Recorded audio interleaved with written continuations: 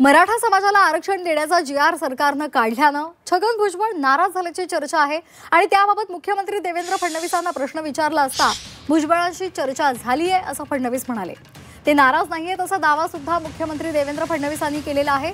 हा जी.आर. सरसकट आरक्षणाचा नसून जे कुणबी आहेत त्यांनाच प्रमाणपत्र मिळणार असल्याचं त्यांनी स्पष्ट केले। सरकार कुठल्याही समाजावर अन्याय होऊ देणार नाही, तसंच जी.आर. मुळे ओबीसींच्या आरक्षणावर कुठलाच परिणाम होणार नाही असंही त्यांनी पुन्हा एकदा सांगितलंय। छगन भुजबळ साहेबांची माझी चर्चा झालेली आहे। मी त्यांना आश्वस्त केलेला आहे, हा जो काही जी.आर. आपण काढलेला आहे त्याच्याने ओबीसी समाजावर कुठलाही परिणाम नाही। हा सरसकट जी.आर. नाही, हा पुराव्याचाच जी.आर. आहे। फक्त मराठवाड्यामध्ये इंग्रजांचं राज्य नव्हतं, मराठवाड्यामध्ये निजामाचं राज्य होतं।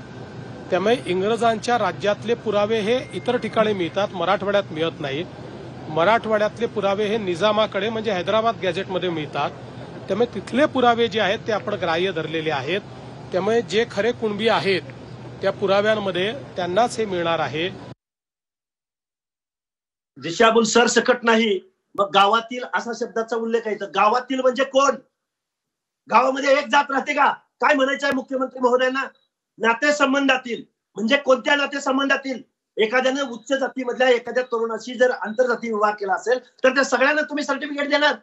आणि कुळातील कोणतं कुळ? अहो, मौर्य कुळ जम्मू काश्मीर पासून कन्याकुमारी पर्यंत मौर्य कुळाचा, आम्ही मौर्य कुळातले आहोत असं सांगितलं जातं, आम्ही नंद कुळातले आहोत असं सांगितलं जातं। कोणतं कुळ? या तीन शब्दाचा अर्थ काय? सगळे सोयरे आणि सरसकटचा बाप या जी.आर. मध्ये लिहून दिलाय तुम्ही।